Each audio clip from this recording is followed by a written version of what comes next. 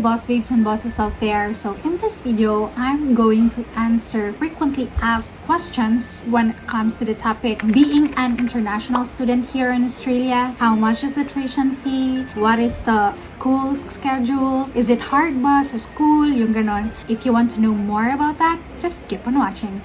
So before I'm going to answer all of those questions, disclaimer lang na yung i-share ko dito is just really based on my experience. So maybe iba to sa iba. I mean, iba yung i-share din nila and iba din yung sa akin. This is the first question na always talagang ina-ask ko. Ano daw yung school ko dito? So yung school ko po dito is Kaplan Business School. Yung course ko po na kinuha is Master of Information Technology Extension. And yes po, pumunta po ako dito through agency. If you want to know what's the agency name, then you can just message us sa Facebook page namin so that we can give you all the details that you need if you want to inquire sa agency. Tapos, the number of subject, every trimester, may 3 subjects ka na dapat enrollan. And then, ikaw yung pwedeng makapagpili ng schedule and pwedeng makapagpili ng mga subjects na i-enrollan mo. Pero ako, I'm just really following the subject recommendations. So far, sa pagsunod sa recommended subjects, yung days of going to school is 2 lang. For now, I'm going to school every Monday and every Thursday. Every Tuesday and Wednesday and Friday, I can go to work. Bale sa Monday, isang subject, just morning. So, free na ako niyan after the class. And then, for Thursday, 2 naman yung subject ko. Thursday morning vacant. And then, 1 p.m. to 8:15 p.m. yung class ko. Is it hard ba? Actually, some of the subjects, I find it easy lang.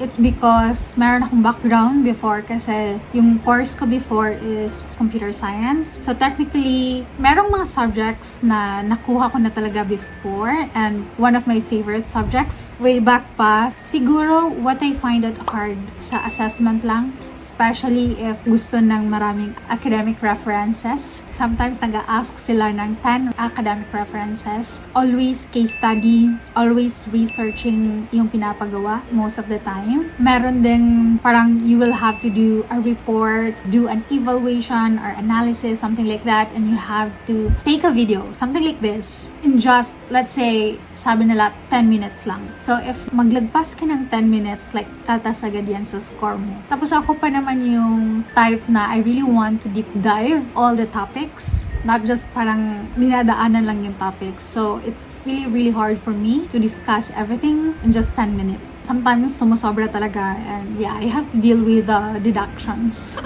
just for me to parang get satisfied sa explanation ko ba. And then sometimes then during the class, merong pa activity and mga groupings, maraming ganon. And then you have to create a PowerPoint on the spot and you have to present it just within 5 minutes, 10 minutes sa class just to share your presentation sa kanila, yung mga ganon. Medyo ayoko ng mga ganon, yung mga present kasi siya yung tita nyo. Pero yan, nakaka-survive naman. Wala silang pa-quiz, wala silang exams. For us ha, by the way, I'm talking about sa experience ko as an MIT student here. Kasi I'm not sure kung sa MBA ay hindi ko din alam kung ano din yung structure sa class nila. Ang exam sa amin dito is what we call assessments.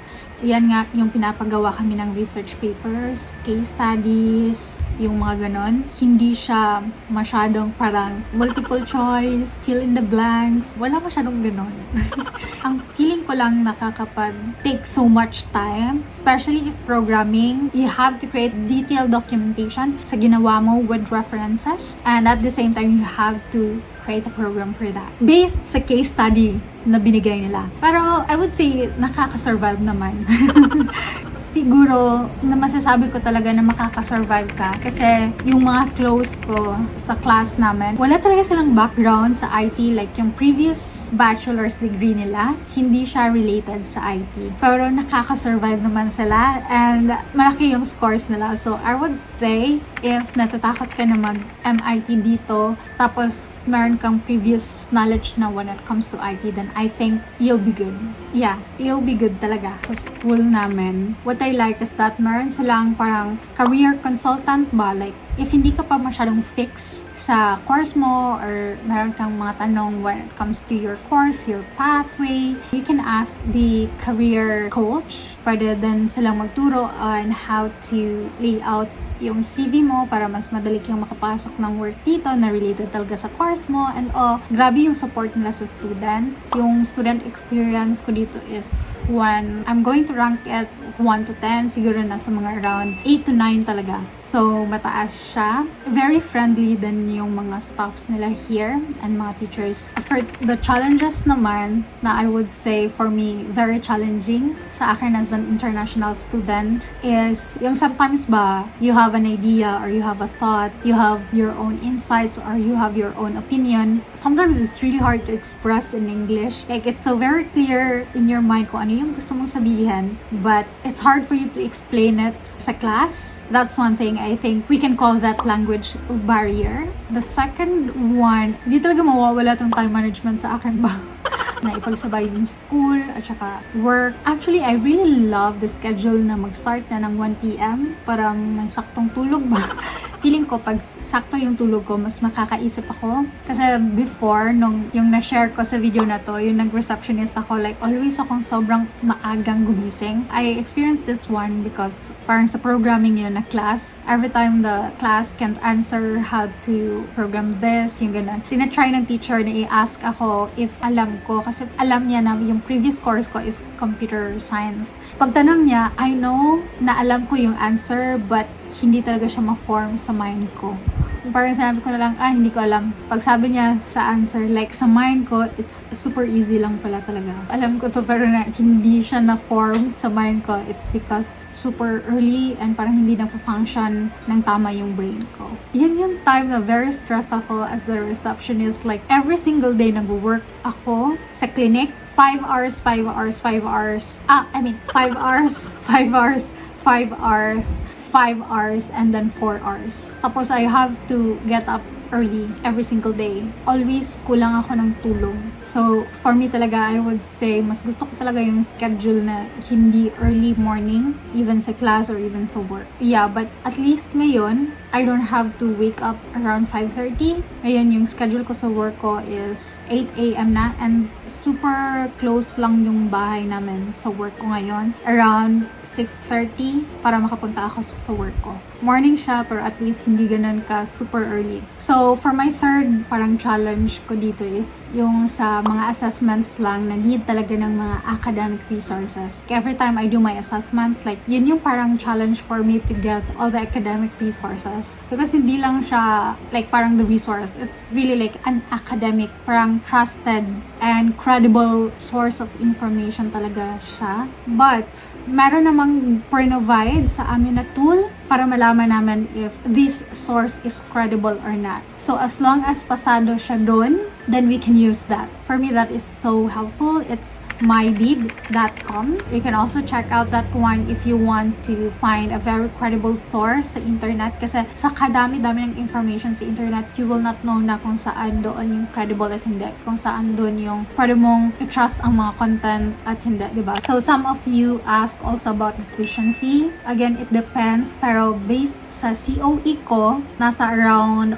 43,830. Let me double check. Yeah. 43,830 for the whole course na yun ha. Per trimester kasi kami bumabayad. So, every 3 months, nagpipay kami ng around 8,370. Yung ganun. Mag-enroll ako this trimester, next pasokan, this February. Ang babayaran ko is 8,370. Again, it depends kasi every year silang i-increase. So, maybe if mag-apply kayo dito sa Kaplan or what, maybe iba na yung pricing sa inyo. And meron pang isang question na always ko talagang natatanggap every time I create a story sa Instagram ko about sa school ko and all. Kung sapat ba yung 24 hours of work as a student, nakakapagbayad ka ba ng tuition fee, nakakabili ka ba ng needs mo, and kung meron pa bang matitira na ipapadala sa Pinas. So, I'm gonna create that video. I will try to list all the expenses and we will compute it together. Let's see. Tingnan natin kung ano ba talaga yung katotohanan. I guess that's that for this video. If you have further questions when it comes to the details as an international student here and all, even about freelancing, how I manage freelancing, work here, and being a student, something ganon, just comment it below or just message me on my Instagram account. If you like this kind of video, don't forget to hit like and subscribe and follow us on our Facebook page at BossedUp PH, and don't forget to follow us on our Instagram accounts as well at BossedUp PH and at Brisbane. So yeah, hope to see you guys on my next one. Bye!